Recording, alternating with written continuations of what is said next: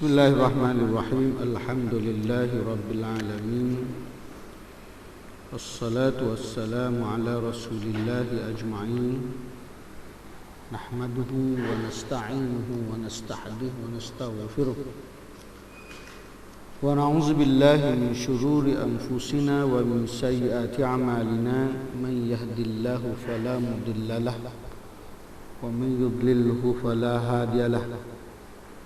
أشهد أن لا إله إلا الله وأشهد أن محمدا عبده ورسوله أرسل رسوله بالهدى ودين الحق ليظهره على الدين كله وكفى بالله شهيدا رب اشرح لي صدري ويسر لي أمري واحلل عقدة من لساني يفقهوا قولي سبحانك لا علم لنا إلا ما علمتنا إنك أنت العليم الحكيم ربنا افتح بيننا وبين قومنا بالحق وأنت خير الفاتحين اللهم فقهنا في الدين وعلمنا تأويل رب زدنا علما وارزقنا فهما آمين يا رب العالمين. السلام عليكم ورحمة الله تعالى وبركاته.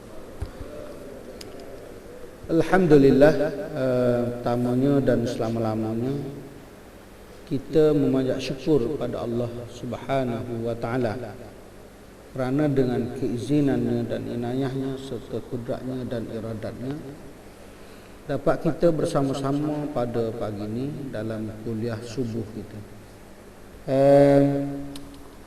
Saya ni lama dah kuliah subuh tempat tuan-tuan ni. Cuma jadual je memang berubah. Dan saya pun bawa macam-macam kitab. Pagi ni saya bawa kitab, satu kitab. Kalau tuan-tuan panggil lagi jadual lepas ni, saya bawa baca kitab ni je lah. Saya baca, kalau panggil lagi lah. Rasanya macam tak dah. Nah, dalam kitab ni dia panggil 76 dosa-dosa besar yang dianggap biasa. Ada. Saya baca juga kitab Al-Kabair, kitab betul dia, terjemahan betul. Sekali dengan penghuraian. Tu beberapa buah masjid lah saya bacanya. Cuma yang ni 76. Dia tidak panggil sab'in dah panggil. Dia panggil sitta wa sab'in Al-Kabair. 76 dosa-dosa besar. Saya baca kitab ni hanya dua tempat lah, setempat dan tempat tuan lah kali itu. Tapi kitab Al-Kabair yang tu saya baca hampir 7-8 buah masjid surau saya baca. Cuma dalam kitab ni dia membicarakan tentang semuanya dosa-dosa besar yang dianggap biasa oleh kita. Nabi SAW menyebut tentang dosa besar ni ada 7. Dia kata ijtanibu sab'al mubiqat, jauhilah kamu daripada 7 dosa besar. Yang pertamanya ialah Allahumma shalli ala asyirku billah. Yang pertama syirik dengan Allah Subhanahu wa taala. Ini dosa besar. Dan ini juga asyirku billah ni saya dah sebut dalam pengajian-pengajian kita yang biasa. Yang kedua as-sihru, sihir. Yang ketiga bunuh diri atau membunuh orang tanpa hak. Yang keempat makan harta anak yatim, waqatul apa ni dia panggil makan ialah makan harta anak yatim. Makan harta anak yatim. Yang kelimanya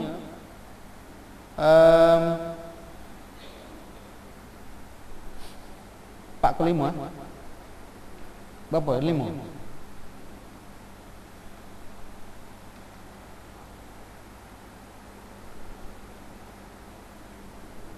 Menuduh lari dari medan peperangan. Yang keenam, saya ingat ada Nabi itu, menuduh orang baik berzina. lelaki atau perempuan yang berzina. Yang ketujuh,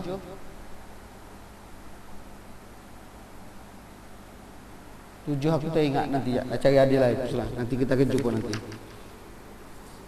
Kalau ada dalam ni lah.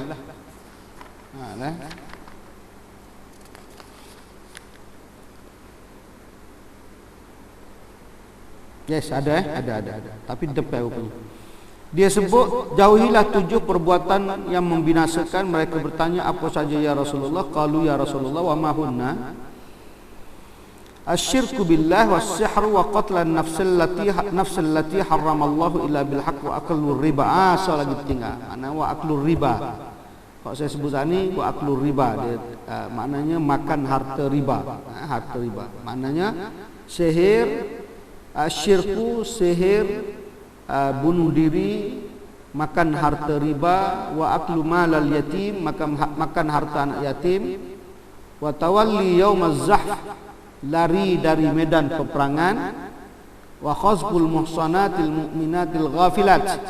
Dia kata menuduh wanita-wanita mukminat yang terpelihara oleh Allah tetapi lengah dari perbuatan yang membuatnya tertuduh berbuat zina. Kita tuduh wanita itu yang baik, yang solehah berzina, ataupun kita tuduh lelaki yang soleh berzina. Jadi 7 ini 7 dosa besar. Maka dipecahkan oleh ulama, Imam Az-Zahabi ini menjadi 76 dosa besar. Kita tengok dah. Definisi dosa besar dulu dari segi bahasa dia. Dikatakan dalam lisan al-Arabi al-kabir adalah dosa yang besar dan sesuatu yang Allah ancam dengan neraka. Al-kabir, al-kabirah sama dengan al-kabir atau ta'nis atau perempuan adalah untuk menunjukkan makna yang sangat mubalaghah. Di dalam Al-Quran disebut alladzina yajtanibuna kaba'iral itsmi wal fawahisha, yaitu orang-orang yang menjauhi dosa-dosa besar dan perbuatan-perbuatan yang keji. Menjauhi dosa besar. Jadi kita nak ngaji tentang 76 dosa-dosa besar. Tak tahulah bila habis, wallahu alam lah. Tapi kita ngajilah dah. Cepat mungkin kita ni insya-Allah kita akan cepat. Kalau tempat lain tu 15 tahun baru habis. Maknanya tuan-tuan mati dululah. Dah. Saya lambat lagi. Kalau 15 tahun tu. Tapi kita cuba peringkaskan kita. Kalau tuan-tuan nak cari, tak tahulah tuan-tuan boleh cari mana, saya tak tahu. Saya ni banyak orang sedekah kitab, ustaz. Ni kitab saya sedekah ke ustaz, tolong mengajar kita ni. Tu je saya banyak. Okey, dan di dalam hadis-hadis kata al-kabair, dosa-dosa besar disebut tidak hanya pada satu tempat dan bentuk tunggalnya adalah al-kabirah, iaitu perbuatan yang sangat-sangat buruk dan dari dosa-dosa yang dilarang secara syar'i kerana besarnya masalah tersebut, seperti membunuh, berzina, melarikan diri saat perang berkecamuk dan lain sebagainya. Itu dia. Nah, ini maknanya dari segi dosa besar. Itu apa yang disebut dosa besar. Di dalam hadis Nabi sallallahu alaihi wasallam yang kita baca tadi, dia tak sebut az-zina, dia tak sebut zina. Dalam bab hadis yang lain dia sebut zina. Mari dalam Al-Quran Allah sebut wala taqrabuz zina innahu kana fahishatan wa sa'a sabila. Wa sa'a sabila. Maknanya jangan kamu menghampiri zina kerana dia adalah suatu perbuatan yang sangat jilid, sangat buruk. Dalam hadis yang kita baca 7 tadi tak ada sebut. Tetapi dalam hadis-hadis lain, dalam ayat-ayat yang lain ada disebut tentang zina, tentang minum arak dan sebagainya. InsyaAllah nanti kita akan tengok. Al-kabair, dosa-dosa besar secara terminologinya. Para ulama menyebut sejumlah definisi sebagai dosa-dosa besar yang diulas oleh Al-Hafiz Ibn Hajar di dalam Fathul Bari. Seraya berkata, Ar-Rafi' berkata dalam syarah Al-Kabair, dosa-dosa besar ialah sesuatu yang mengharuskan dikenakan hukum had. Sesiapa yang membuat dosa besar kena hukum had. Had ni maknanya ada yang dihududkan dia ataupun ditakzirkan dia. Gitulah. Pendapat lain mengatakan ia sesuatu yang menghadapkan ancaman kepada pelaku dengan berdasarkan nas Al-Quran dan Sunnah. Macam contoh Tuhan sebut dalam Al-Quran, Az-zaniyatu waz-zani fajlidu kulla wahidin minhuma mi'ata jaldah. Penzina perempuan dan penzina lelaki, kedua-duanya dirotan 100 kali. Rotan 100 kali ni, siapa kata suruh rotan 100 kali? Allah suruh rotan 100 kali. Tak ada orang lain yang suruh rotan 100 kali. Apabila Allah suruh, bermakna kita kena buat. Ambil dulu ayat tu, pegang dulu. Oh, ini Allah suruh. Allah suruh. Kita tak boleh kata, tak boleh 100, tak boleh mati anak orang. Jangan kau fikir dengan otakmu. Otakmu tak sampai kehendak Allah Subhanahu Wa Taala. Dah, sebab itu 100 kali rotan, dia tidak boleh mengatasi satu rotan yang sivil. Kan rotan sivil ni dia berbekas. Tong. Bila berbekas dia kena berhenti. 100 ni 100 syariat. Syariat ni dia 1 2 3 4 5 6 pedih-pedih mungkin ada. 7 8 9 10 11 12 13 14 gini ya. 1 2 3 4 tak boleh. 1 2 tak boleh. 1 2 3 4. Kalau kulit dia mau kulit semi tak ada apalah. Nah, kulit semi urat dawai tu lah mesti okeylah. Tapi maknanya bahawa undang-undang syariat di situ Allah tidak pernah menzalimi. Sebab Allah yang buat kita. Mengapa kamu nak kata Allah zalim sedangkan Allah tak zalim? Allah yang menciptakan kita, Allah menciptakan alam lain. Kau boleh terima ciptaan Allah tentang malam dan siang. Kau boleh terima tentang penciptaan Allah tentang matahari. Kau boleh terima penciptaan Allah tentang bulan. Kau boleh terima ciptaan Allah tentang diri kamu. Tapi mengapa kamu tidak boleh menerima hukum Allah Subhanahu Wa Taala? Gitu. Jadi bermakna ada dalil nas Al-Quran dan hadis Nabi sallallahu alaihi wasallam, maka ada yang kena kena dihadkan ataupun dihududkan dan sebagainya. Bunyi hudud takut. Bunyi hudud ditakut. Tuan-tuan, undang-undang Allah ni tak ada orang. Allah dok perhati kita lah dia tahu. Allah dok perhati je kita. Sebab apa tahu? Undang-undang Allah ni jadi cacar marbah. Orang tu bahah, orang ni bahah. Orang tak ada ilmu pun bahah. Bincang undang Allah bincang undang-undang Allah di parlimen, dikutuk, dicaci, dimaki. Allah perhati, ya Allah, undang-undang aku. Allah lah, kata Allah gitulah deh. Undang-undang aku dipermainkan. Undang-undang aku dicaca marbakan. Undang-undang manusia senang. Pop lulus terima, tak payah bahas-bahas dah. Rakyat akan faham nanti. Tengok macam undang-undang terbaru.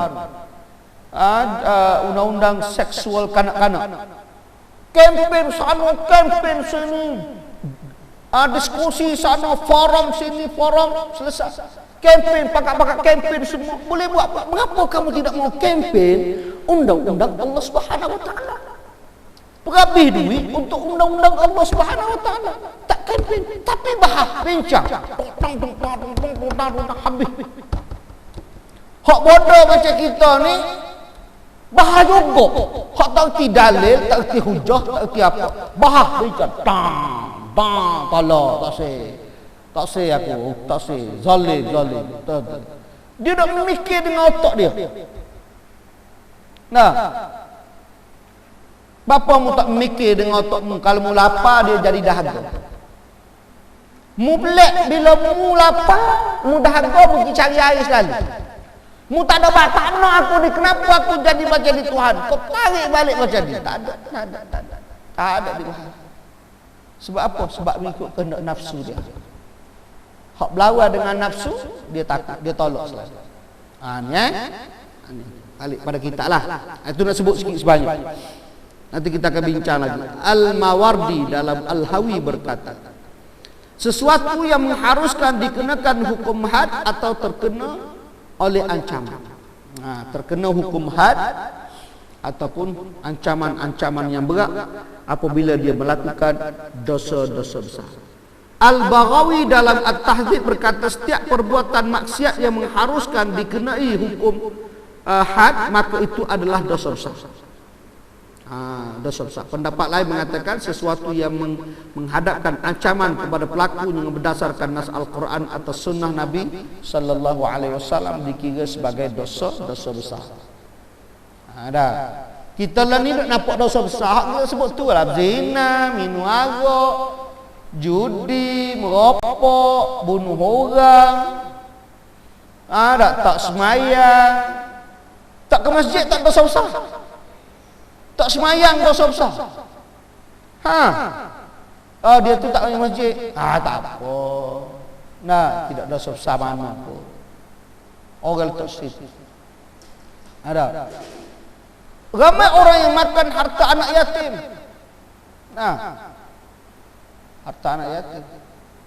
Ada orang kata tidak dosa besar isap rokok. Isap rokok. Isap rokok ni tuan-tuan bukan amalan Nabi. Ni saya sebut ni sebab tuan-tuan tak isap rokok ni, ingat. Sekarang ni, lepas ni aku tak tahu. Saya sebut. Ada satu surau dia pergi depan saya tanya, Ustaz nak sebut pasal rokok-rokok ni, ada dalil tak yang mengatakan tidak boleh hisap rokok? Saya kata ada. Wala tulku biaidikum ila tahlukah. Jangan kamu mencampakkan diri kamu ke lembah kebinasaan, ke jalan kebinasaan, ke dalam kebinasaan. Mengapa binasa? Badan kita jadi binasa bila kita isap rokok. Tamu jadi kanser. Coba tengok di kotak rokok tu. Kanser. Mulut gelebek, gigi tinggal. Tapi wadah dalam poket dia. Yang kedua busuk, yang ketiga membazir. Penyakit jantung, tersumbat macam-macam isap rokok. Saya cakap macam tu dia. Supaya saya cakap kat tuan-tuan lah. Dan saya tanya dia, ada dalil tak isap rokok? Tak ada kena berhenti. Dia tanya aku dalil ada isap rokok, aku tak ada. Saya tanya dia dalil, ada ke isap rokok? Dalil isap rokok? Tak ada. Dosa besar. Tuan-tuan jawab lah apa tu? Ustaz Razali kata dosa besar ni isap rokok. Dosa besar. Cari sendirilah. Mana dalil dia isap rokok? Bukan dosa kecil ya. Kalau dosa kecil pun kena tinggal apa tak lah. Kecuali kalau tuan-tuan menghalalkan dosa itu menjadi halal. Tuan-tuan menghalalkan dosa itu menjadi halal. Halal tak ada apa. Mana ada ulama kata haram? Bapa tak ada kata haram ni. Yusuf Qaradawi sebut dalam kitab dia, al-halal wal haram fi tadkhil. Fatwa negeri Serang. Lupa ini wilayah Ini wilayah. Fatwa negeri Selangor isap rokok haram. Lupa. Padahal tuan-tuan isap rokok sebab orang wilayah persekutuan. Ada. Orang Kuala Lumpur rupanya ni. Saya orang Selangor tak boleh. Jadi orang Selangor bila dia nak isap rokok, dia pergi wilayah. Habis batang baru dia balik ke Selangor. Dia gitu. Ada. Habis itu. Okey, tak apa. Nanti panjang lagi perjalanan kita. Ibnu Abdissalam berkata, saya tidak mendapatkan balasan pasti, yakni yang bebas dari keberatan bagi definisi dosa besar.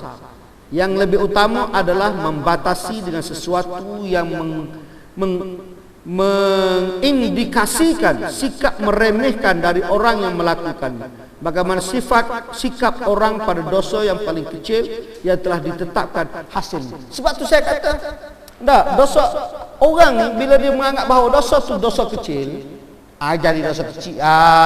Nah, lama-lama dia jadi dosa besar. Meremehkan dosa kecil, dia jadi dosa besar.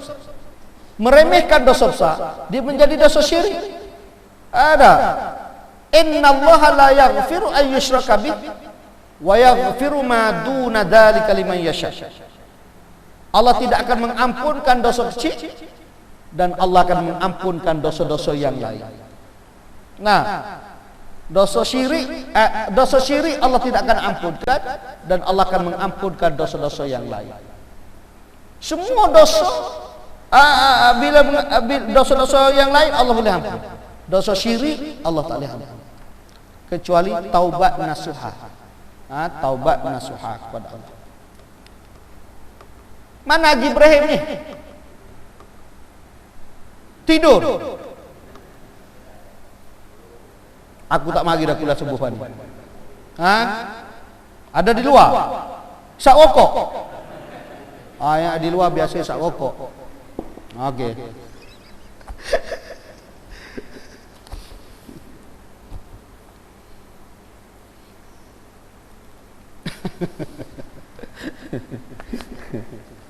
Boleh terima, tak boleh terima sudahlah aku gurau. Jadi gitu dah. Dah dosa-dosa tidak boleh meremehkan dosa. Tua-tua buat dosa buat. Saya kata, dosa kecil apa ni, ampunlah dengan aku ambil sembahyang. Jangan. Nah, jangan. Sebab meremehkan dosa kecil itu menjadi dosa besar. Bila meremehkan dosa besar dia menjadi dosa syirik dengan Allah. Nah, dosa syirik ini ada dua. Nah, ada dua dosa syirik. Satu syirik besar, satu syirik kecil.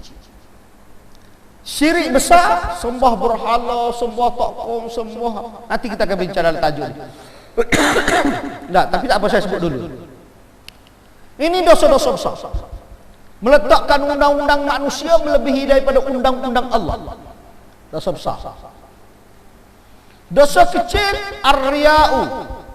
Riya' dalam ibadah. Riya' dalam ibadah. Dalam ibadah mari bahasa dia seorang aja hebat dalam ibadah. Syirik. Kedua-duanya neraka, coba tak tahu kekal atau tidak. Hak mana kekal, hak mana tidak. Syirik. Dan setiap yang syirik membatalkan semua amalan-amalan kita. Faja'alnahu haba'an mansura. Kalau kita ada benda syirik, dia boleh membatalkan amalan-amalan kita. Syirik ini maknanya menduakan Allah. Menduakan Allah. Maknanya ada Tuhan lain selain daripada Allah Subhanahu wa taala. Besar dosa dia. Menduakan Allah adalah syirik. Menduakan isteri adalah harus. Bukan wajib. Tuan-tuan ada dua isteri, nak menikah seorang lagi, nak nikah seorang lagi, dia bukan wajib. Hukum dia harus kerana kita sudah ada isteri kita. Kecuali isteri kita tu dalam keuzuran, tak boleh layan ada suami, maka dia jadi wajib. Tapi kalau tuan-tuan memang dah segar-bugar macam ni, teringin saja nak kahwin seorang lagi, maka dia bukan wajib, dia harus. Dia harus. Itu saja. Saya cerita hukum dulu. Bukan nak suruh tuan-tuan kahwin pun. Aku tahu tuan-tuan ni penakut hangit semuanya. Cuma kita nak beritahu hukum. Kata beliau lagi, dan sebahagian ulama membatasinya dengan setiap dosa yang korelasikan dengan ancaman atau laknat. Dia capu orang putih dia. Ibnu As-Salah berkata dosa-dosa besar memiliki jumlah tanda-tanda. Pertama, mengharuskan ditimpakan hukum had. Kedua, ancaman terhadapnya dengan azab neraka dan semacamnya dalam Al-Quran maupun Sunnah. Ketiga, pelakunya disifatkan dengan kefasikan. Keempat, adanya laknat terhadap perbuatan tersebut atau orang yang melakukan perbuatan tersebut. Ada empat. Ada empat ciri orang-orang yang melakukan dosa-dosa besar. Kita ulang balik. Pertama, mengharuskan ditimpanya hukum had. Tengok hukum apa? Dia buat apa? Nah, dia menuduh, memfitnah. Apa dia hukum dia? Berzina, apa hukum dia? Menyamun, apa hukum dia? Mencuri, apa hukum? Mencuri ni ada dua. Satu, mencuri yang haram oleh Allah Subhanahu wa taala. Satu lagi, mencuri yang halal. Ada curi halal. Jangan main-main. Apa dia? Kau curi hatiku. Itu maknanya halal nama dia. Kau curi hatiku halal. Macam mana Pak Haji mencuri hati ustaz ni? Siapa ustaz boleh belanja roti canai ni free? Tak kira lah dia buat macam mana. Itu halal nama dia. Hak lahir pada tu haram. Haram. Jadi ancaman pertama, diharuskan ditimpanya hukuman had. Tengoklah apa dia, dosa-dosa dia yang dia lakukan, maksiat apa yang dia buat. Yang kedua adalah ancaman terhadapnya dengan azab neraka. Orang yang melakukan perbuatan tersebut, kau masuk neraka. Neraka ni kita kadang-kadang tak berapa seriau, tuan-tuan. Tak berapa seriau. Tak bahasa berdiri belum ngomong. Lebih seriang lagi bila kita pegang isteri. Pegang isteri, seriang lebih. Naik. Tapi sebut neraka tak ada seriang pun. Tak ada berdiri belum ngomong, tak ada. Tak ada lah kata sebut neraka, ya Allah, azab api neraka, ya Allah, kullama nadijat juluduhum baddalnahum juludan ghairaha liyazuqul azab, kata Allah. Allah bakar kulit kita dan digantikan dengan kulit baru supaya mereka merasa azab duduk dalam neraka. Neraka ni api, bagai bakar. Tapi bagai summa la yamutu fiha wa la yahya. Bila masuk neraka, hidup pun tidak, mati pun tidak. Sebab makhluk mati sudah mati. Allah telah mematikan makhluk mati. Jadi mati tak ada. Tak ada. Duduk dalam neraka tu dibakar, kau dilayung, kau jadi apa kau. Seperti orang masuk dalam neraka sakar. Neraka wel. Duduk dalam neraka wel, tak ada satu gunung, nama dia Gunung Sa'ud nama dia. Gunung Sa'ud ni gunung berapi. Api lulu, tapi kena panjat. Orang yang masuk dalam neraka tu memang dia kena panjat neraka tu. Gunung tu kena panjat. Dia letak tangan hancur. Dia letak kaki hancur. Tapi bila dia letak tangan hancur, tiba balik. Naik setelaka. Letak tadi hancur, tumbuh balik. Naik hancur, tumbuh balik. Kaki gitu, tumbuh balik sampai ke kemuncak. Bila sampai di kemuncak, dia tergolek turun. Tergolek, bakar, hancur.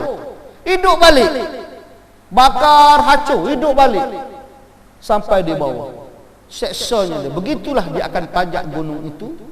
Berkali-kali. Bila sampai ke keputusan Allah Subhanahu wa taala. Ini dia. Kira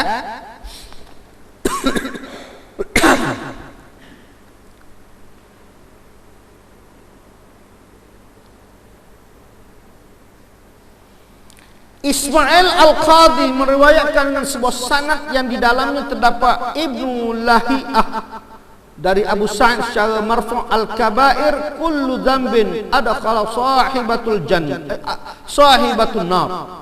Dosa-dosa besar adalah setiap dosa yang dapat memasukkan pelakunya ke dalam neraka.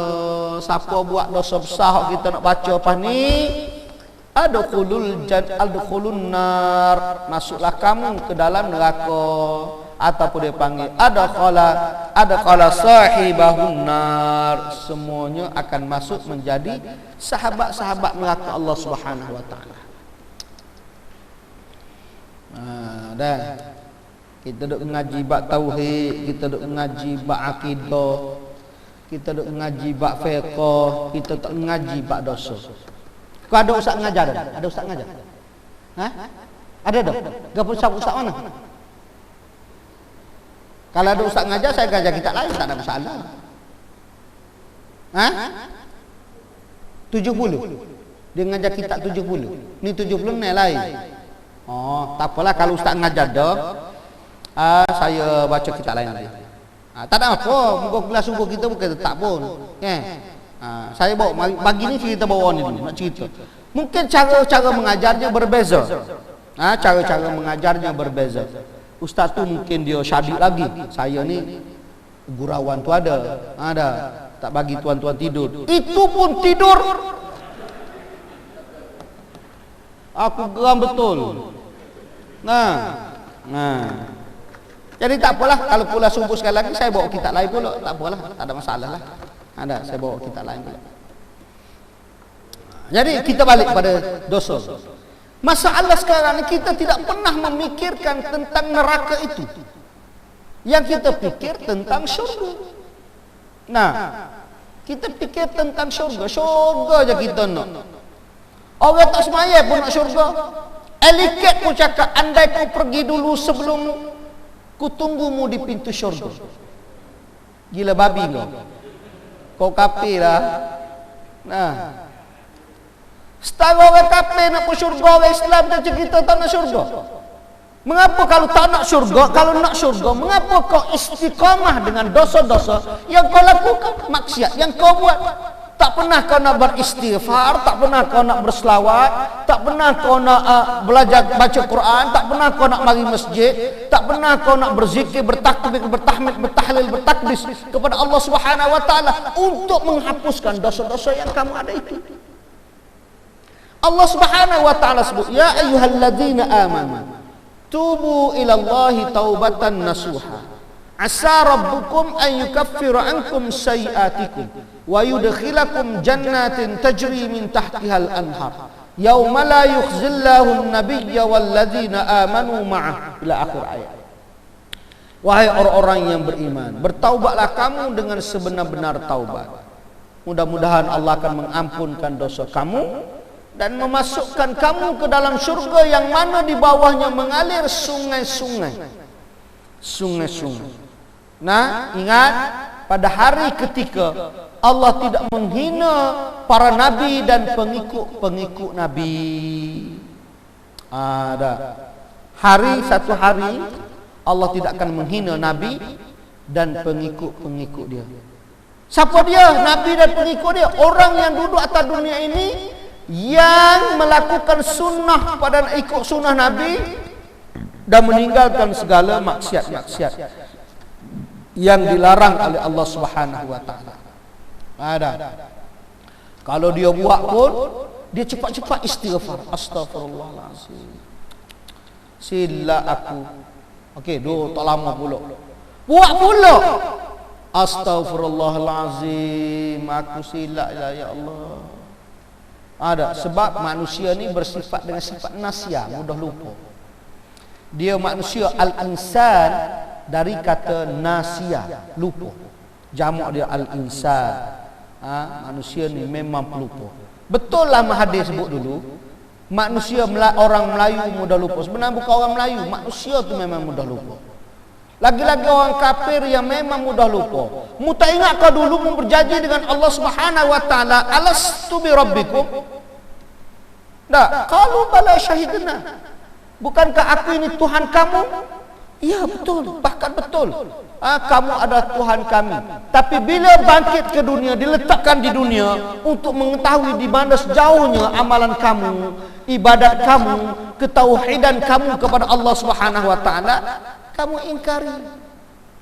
Kamu sembah berhala, kamu sembah patung, kamu sembah duit, kamu sembah kuasa, kamu sembah ibu bapa, kamu sembah anak-anak, kamu sembah isteri. Tuan-tuan tak ada pergi sembah isteri gitu, tak ada. Tapi dengar cakap isteri sampai tak semayang subuh. Bangun daripada tidur, isteri tanya apa nak ke mana? Nak ke mana? Suara bangun tidur. Nak ke masjid lah. Ayolah, dia pun peluk. Tuan pun terlena. Subuh pukul 9. Sayang sangat ke isteri sampai subuh tak semari, tak mari. Lagi-lagi kalau bini muda. Sebab tu tuan-tuan tak layak kahwin muda. Nah, yang layak aku. Nah, tuan-tuan tak layak. Muka tua-tua belakang ni. Nah, kena hak muda peluk sikit kak. Kebetulan pula hak muda tu pula, tuan-tuan, bukan nak ambil hak jenis kaki masjid, nak ambil hak jenis gedik-gedik. Nah, orang lelaki tak boleh tengok nak gedik-gedik, dia pun menikah lah, kebetulan nak menikah lah. Kena pula bini tu jenis bukan kaki masjid surah. Tuan-tuan, apa nak ke mana ni? Nak ke surah? Tak payahlah, sejuk-sejuk ni. Tu apa? Okeylah. Sebab tu tak layak. Muka tuan-tuan ni jangan kahwin muda. Tak layak. Yang sepatutnya yang umur 60, 70 tu baru layak. Ada. Jadi sama-sama nak mari masjid, sama-sama rebuh. Baru cukup. Ada. Nah, muda-muda bagi kami. Kau faham? Tak faham sudah. Dan riwayat lain dengan sanad yang sahih dari Al-Hasan Al-Basri berkata, kullu zambin nasabahu Allah Ta'ala ilan nari fahuwa kabiratun. Setiap dosa yang nisbahkan Allah Ta'ala kepada neraka, maka itu adalah dosa besar. Berat. Ada berat kita. Setiap perkara dosa yang dinisbahkan oleh Allah Ta'ala kepada neraka, semua itu dikira sebagai dosa besar. Nak kata gua ni tuan. Tuan-tuan nak kategori macam mana? Nak kategorikan dia tu macam mana? Ada. Tak mari masjid contoh, semayang di rumah. Kata Sayyidina Ali, orang yang berjiran dengan masjid kalau dia dengar azan tak mari ke masjid, maka tidak dikira sembahyang kalau dia semayang di rumah. Kalau tidak dikira semayang, hukum dia ialah dosa lah.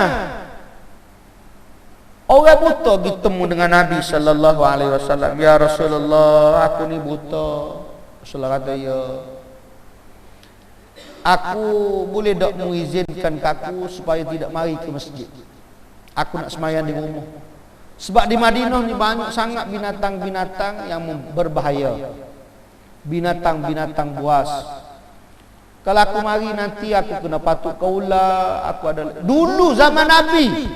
Lah ni tuan-tuan, duduk hotel turun. Tu pun ada orang tak pergi sembahyang di masjid lagi. Sembahyang di hotel.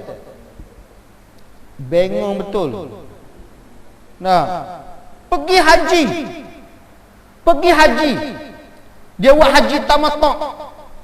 Mula-mula masuk dia buat tawaf umrah, lepas tu dia balik ke hotel.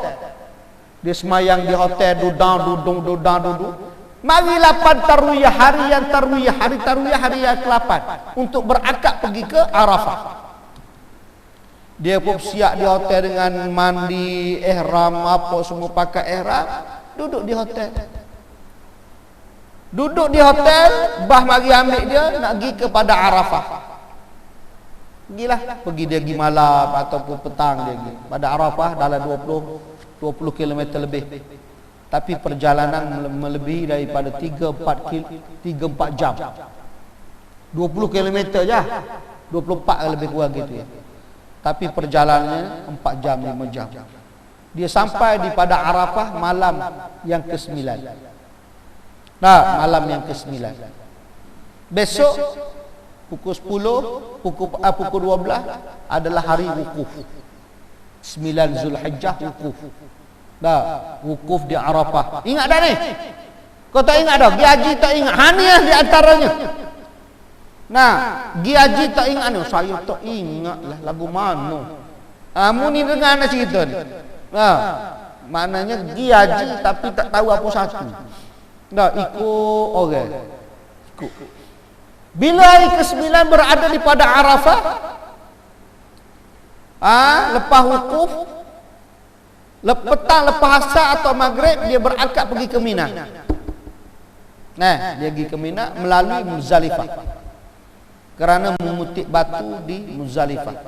Ada yang singgah, ada yang berhenti, ada yang tidur. Pada pagi yang ke-10 baru dia berakad pergi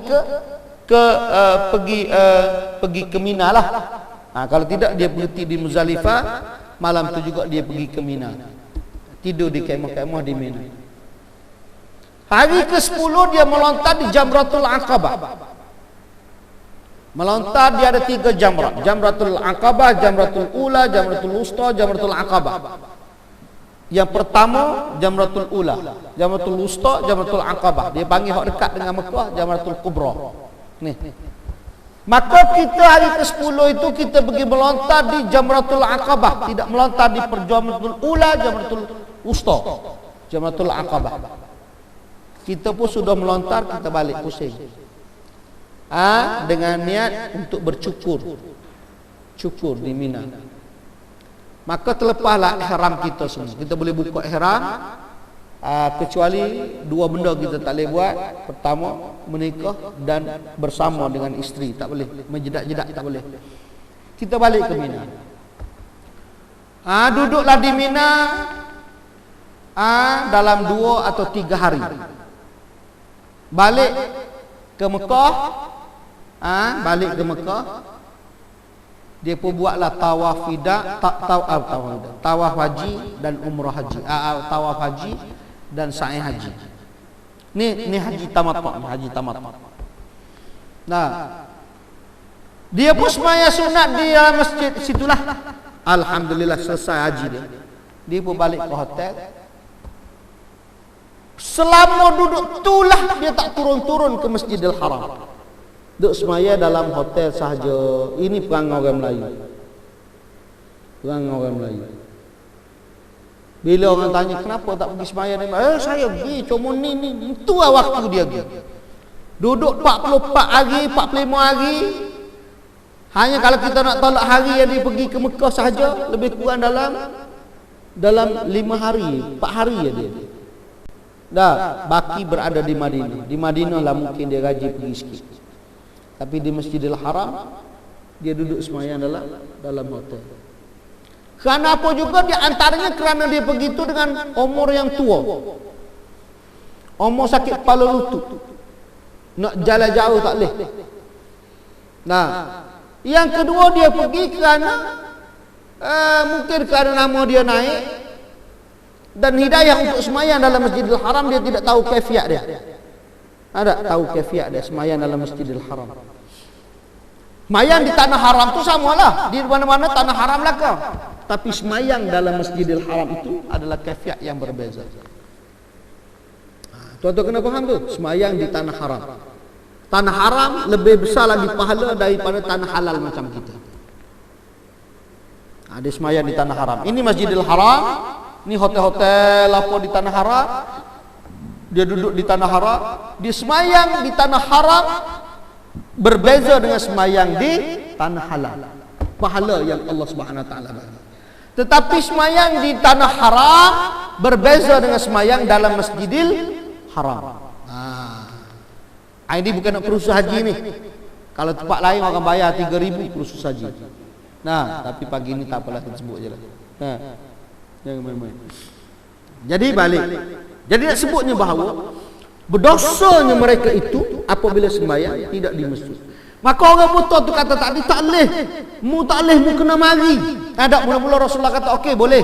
Dia sampai di muka pintu Rasulullah panggil, nanti dulu. Mu dengar ada azan.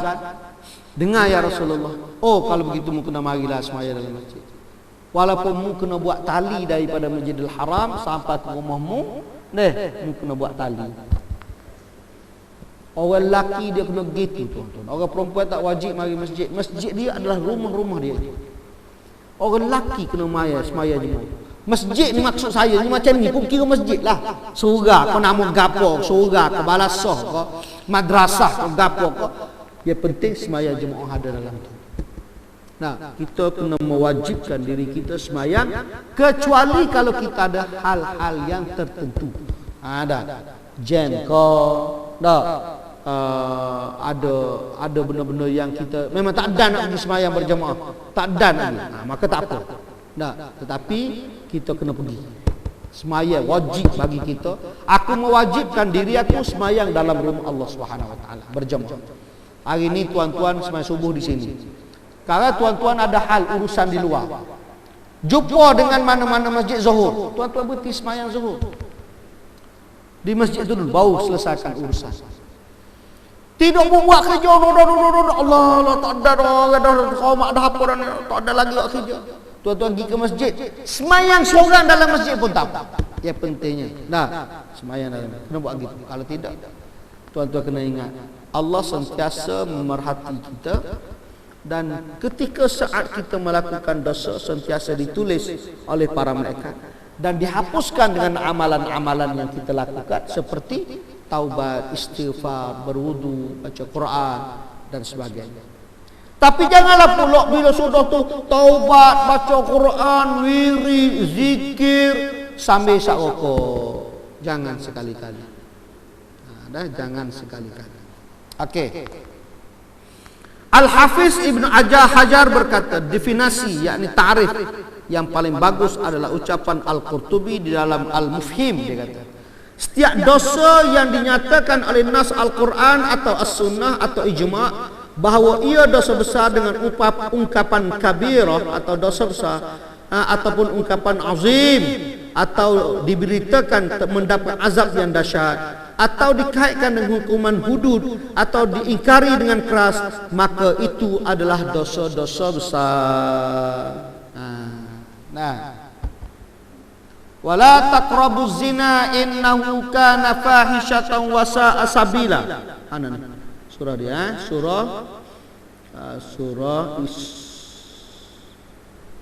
surah Isra.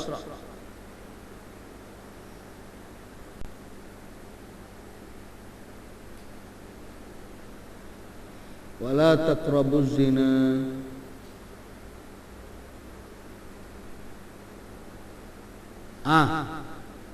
ayat 32. Allah sebut wala taqrabuz zina innahu kana fahishatan wa sa'a sabila. Janganlah kamu menghampiri zina.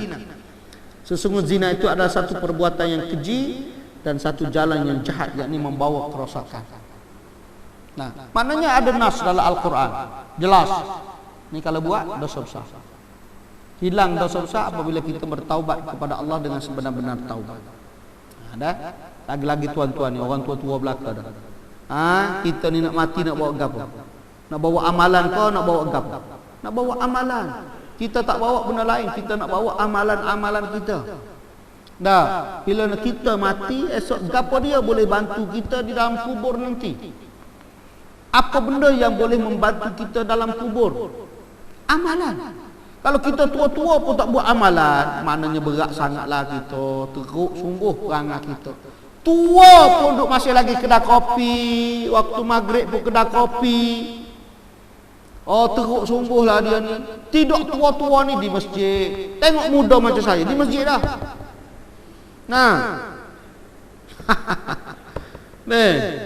Kita nak gitu. Gilah kedai kopi tak ada masalah, minumlah. Saya pun selalu ke kedai kopi tak ada masalah. Saya selalu pergi kedai takwa. Saya suka pergi kedai takwa ni sebab takwa di sini Gombok tu, sebab dia kedai dia tu ada ngaji Quran. Saya suka. Saya pergi baru ni dengan isteri tak ada ngaji Quran. Saya panggil bos. Saya kata macam mana you punya kedai sekarang tak ada Quran? Saya minat mai kedai awak sebab ada Quran. Dia kata ada orang cakap saya ustaz, dia kata tak sah pasal ngaji Quran, dia kata. Sebab kami di tengah makan, kami tak boleh menghayati, dia kata. Ni buah nak baik tak payah pasal. Jadi dia kata dia tak pasal. Tapi depan tu pula ada kumpulan nyanyi. Tak marah pula kumpulan nyanyi. Awal pun duduk makan tapi boleh dengar nyanyi. Hak ni mu makan mu tak boleh dengar Quran. Mana mudarat besar? Mudarat besar dengar hak nyanyi. Kan lo ni ada kan orang duk nyanyi dak. Dia duduk depan-depan kedai makan. Kita bagi seria sama seria ke dia. Hak tu tak marah. Hak ngaji Quran marah sebab orang jahil. Tuan-tuan buat apa pun, kalau Quran dengar sikit, kadang-kadang dia masuk sebagai hidayah. Mu nak borak kau, mu tak nak dengar, tak apa. Yang pentingnya ada alunan-alunan Quran. Sebab Allah sebut, wa iza quri'al Quran fastami'u lahu wa ansitu la'allakum turhamun. Apabila kamu dengar Quran, maka Allah akan memberi rahmat kepada kamu. Dengarlah kamu Quran. Wa iza quri'al Quran fastami'u. Apabila orang baca Quran, hendaklah kamu dengar, dia kata, dengan penuh teliti. jalan-jalan untuk mendapat rahmat Allah Subhanahu wa taala dengan hanya mendengar orang membaca Al-Quran. Nah, ini dia dengar benda lain tak ada guna. Nah, berdasarkan ini maka suatu keharusan untuk meneliti perbuatan apa saja yang mendapat ancaman atau laknat atau wanis fasik dari Al-Quran atau hadis-hadis yang sahih dan hasan yang digabungkan sesuatu yang di dalamnya muncul pernyataan secara nas dalam Al-Quran dan hadis sahih hasan bahawa ia memang dosa besar, maka sampai pada perhimpunan itu secara keseluruhan maka dapat diketahui daripadanya penemuan jumlahnya, yakni jumlah dosa-dosa besar. Maknanya kalau dah ada nas Al-Quran, ada dalil-dalil hujah dan sebagainya, Quran dan hadis Nabi sallallahu alaihi wasallam telah mensabitkan dengan dosa besar, maka dosa besar. Ataupun ijma' ulama mengatakan perbuatan itu adalah dosa besar, adalah dosa besar. Sebab tu tuan-tuan kena ingat apa yang kita, kalau tuan-tuan bincang, tuan-tuan ngaji tak apalah, maknanya dalam kita itu tuan-tuan kena perhati betul-betul mana yang jadi dosa besar. Sebab tu tuan-tuan, kadang-kadang bila saya sebut dalam mengajar, orang tak marah tahu. Saya kata tuan-tuan jangan minum arak. Dia relax je. Bila aku minum arak? Aku tak pernah minum arak. Lagi-lagi duduk menyandar kat dinding. Sambil-sambil nak tidur. Ustaz menyebut bahawa jangan minum arak. Bila aku minum arak? Ada. Jangan berjudi. Aku tak pernah berjudi. Dia bila okey bagus tidak berjudi. Jangan minum, jangan buat benda-benda haram. Aku memang tak buat benda haram. Jangan isap rokok. Kenapa tuduh aku isap rokok? Nak mengajarlah. Nak mengajarlah, jangan kata kau isap rokok. Tengok tuan-tuan. Tuan-tuan nampak tak apa saya nak sebut? Benda lain tuan-tuan tak buat. Tak menyentuh hati.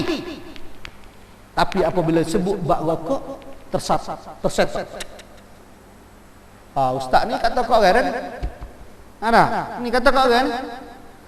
Aku nak kata siapa isap rokok ni? Cuma beruk yang ada gambar bahawa ni orang atas isap rokok.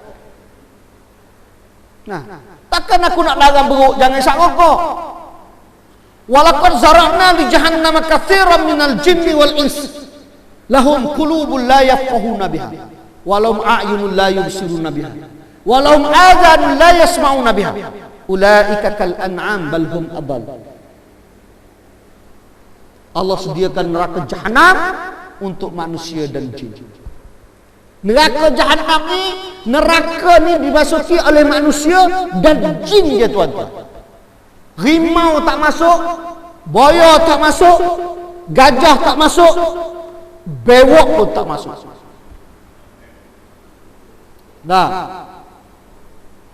Mengapa mereka masuk neraka? Allah bagi akal tidak menggunakan akal. Allah bagi pendengaran tidak menggunakan pendengaran. Allah bagi mata tak menggunakan mata. Mereka ini seperti binatang, bahkan lebih teruk daripada binatang. Allah sebut dua binatang atas dunia ni. Ulaika kamasalil kalb, mereka itu seperti anjing. Kamasalil kalbi in tahmil alaihi alhad atau tatrukuhu yalhad. Mereka seperti anjing yang dipanggil terjela lidah, yang dihalau pun terjela lidah. Tak ada apa, tak ada rasa apa. Jela lidah. Mari sini. Jela lidah. Halau, jela lidah. Seperti anjing. Ni saya bukan sebut ni. Saya bukan mari nak kata tuan-tuan anjing tak. Tapi kalau terasa tu pada muka lah. Kamasalil himar yahmilu asfar. Kamu seperti himar yang memikul bebanan, yang buat tak tabab, pikul, tak kira dosa, tak kira gapo, bodoh serupa himar. Dan orang yang berada dalam neraka jahanam besok, suara mereka seperti suara himar. Kasautil hamir, suara seperti himar. Berdengung seperti himar. Nah, Allah persembahkan kepada kita. Terserah kepada kita, sama ada kita nak jadi binatang, kita nak jadi orang. Orang yang dicampak oleh Allah dalam neraka ke, ataupun orang yang dicampakkan oleh Allah Subhanahu wa taala ke dalam syurga. Terserah kepada tuan-tuan. Fariqun fil jannah wa fariqun fis sa'ir. Sebahagian ke syurga dan sebahagian lagi ke neraka Allah Subhanahu wa taala. Sebab kita dah baca dah bulan lepas. Kita bukan penduduk bumi. Kita adalah penduduk syurga. Kita bukan berasal dari bumi, kita berasal daripada syurga. Untuk kembali ke syurga, Allah tidak minta benda lain. Allah minta ketaatan, pengabdian diri kepada Allah, kerinduan kepada Allah. Ini yang Allah minta. Allah tak minta, tuan-tuan, kau nak balik ke syurga besok, aku nak bagi satu tugasan kepada kamu. Apa tugasan itu? Kau kena buat bulan. Orang Melayu kena buat bulan. Kau jaga bulan betul-betul. Malam kau jadi gelap, siang kau jadi cerah. Ini kerja orang Melayu. Kerja orang Cina pula, aku buat bagi tugas dia supaya buat matahari. Kau jaga matahari betul-betul. Malam kau gelap, siang kau cerah.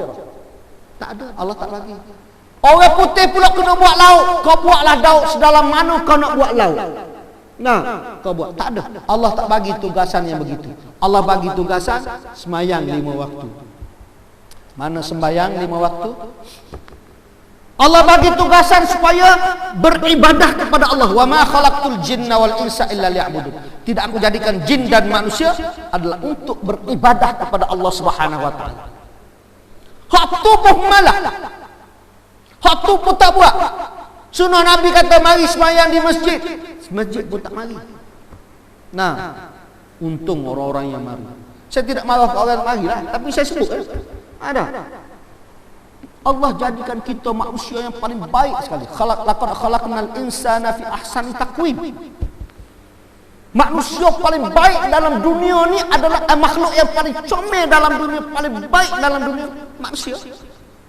Tapi kamu tidak hargai nikmat Allah yang Allah buat kamu jadi manusia. Lagu mana kalau Allah buat kamu jadi bewok. Nah, Allah buat kita jadi lembu. Kita jadi manusia, tapi ingkarnya manusia itu. Tetapi keingkaran ini tuan-tuan bukan zaman lalu ni je. Zaman Nabi dulu. Nabi Adam ada orang ingkar pada Allah. Zaman Nabi Nuh ada orang ingkar pada Allah. Zaman Nabi Ibrahim ada orang ingkar pada Allah. Zaman Nabi Musa ada orang ingkar kepada Allah. Zaman Nabi Isa, zaman Nabi Muhammad sallallahu alaihi wasallam. Cuma tugas-tugas kita memberi peringatan kepada mereka supaya jangan melakukan perbuatan sedemikian. Silap salah balik sebab Allah innallaha ghafurur rahim. Allah ni Maha Pengampun lagi Maha Penyayang. Nah, boleh tak tu ada. Tak tu dah letih. Dia ngajar, paling penat sekali ngajar siapa? Ngajar orang tua. Dah lah orang tua, tidur pula. Letih. Setakat tu sajalah dulu. Yang baik daripada Allah Subhanahu wa taala, yang buruk daripada kelemahan saya, insya-Allah. Mudah-mudahan kalau apa-apa nanti saya tengoklah, kalau saya sambung ke, saya tak sambung ke, tengoklah kita bawa kitab lain pula. Di luar sana tu ada ubat gigi. Tuan-tuan dah sebulan tak gosok gigi. Jadi insyaAllah ada ubat gigi, ada minyak zaitun dan sebagainya. Aku qouli hadza wa astaghfirullahalazim li wa lakum. Assalamualaikum warahmatullahi taala wabarakatuh. Bismillahirrahmanirrahim. Alhamdulillahi rabbil alamin wassalatu wassalamu ala rasulillahi ajma'in. Rabbana atina fid dunya hasanah wa fil akhirati hasanah wa qina azaban nar wa adkhilnal jannata ma'al abrar ya aziz ya ghaffar ya rabbal alamin. Wa sallallahu ala sayyidina Muhammadin wa ala alihi wa sahbihi wa baraka wa sallam. Walhamdulillahi rabbil alamin. Taqabbalallahu minkum.